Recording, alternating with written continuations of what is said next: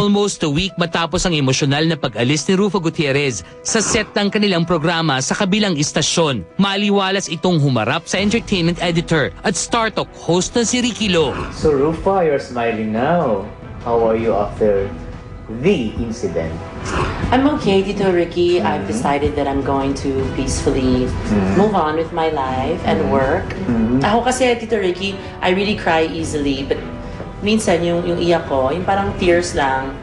Hindi yung talagang mabigat sa dibdib. Pero pag once na umiyak ako talaga, once na umiyak talaga ako na talagang all out, na buong katawan ko nanginginig, mahirap na talagang pigilan. Pero sabi naman ni Chris, kasi napikong ka lang daw, sabi ng ibang opinions, no? Pero sabi ni Chris, he's been saying all these things with affection.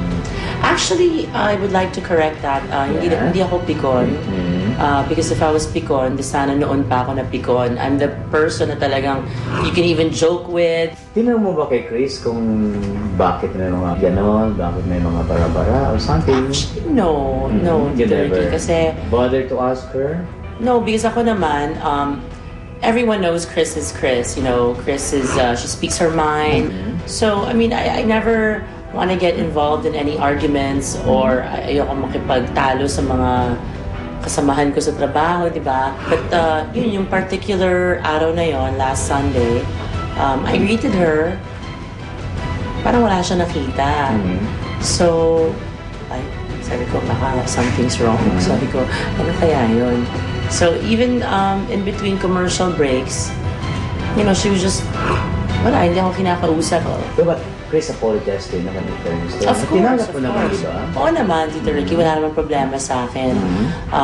Like I said, the issue is, I think, over and done with. So, Rufa, after what happened, you're not going back to the bus na? Supposed to be tomorrow is your last appearance, no? Yes, actually tomorrow. So, hindi na. Ayaw na rin ni Annabelle, no? Well, kasi naman, Tito Ricky, I think kasi parang, I would love to say goodbye to all the viewers and to the staff.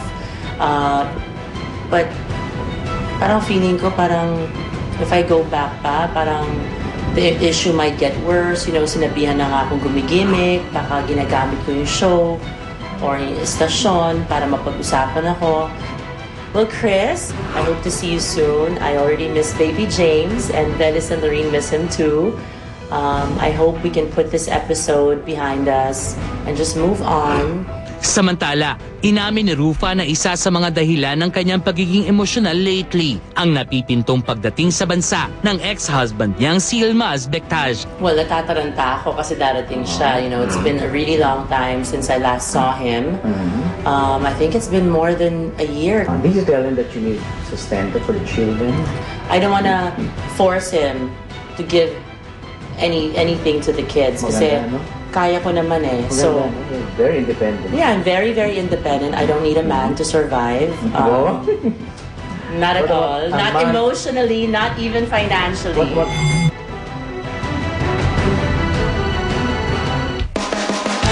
We'd like to thank Philosophy by Michaela Salon for letting us use their space for Rufa's interview. At susunod, Hollywood actor na si Denzel Washington magkikwento sa pagkikita nila ni Manny Pacquiao. Abangan niyo to.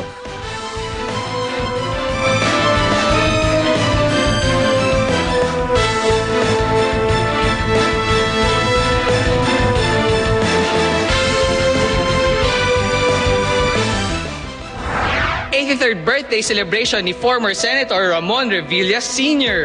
Didalawa na malalaki pangalan sa mundo ng showbiz at politika. Next na yan! Nga, si Baklase talaga agimat yan eh. Manny Pacquiao, kumpiyansa mananalo kay Joshua Clote. Susunod na! We're trying our best to give a good fight and to make people happy.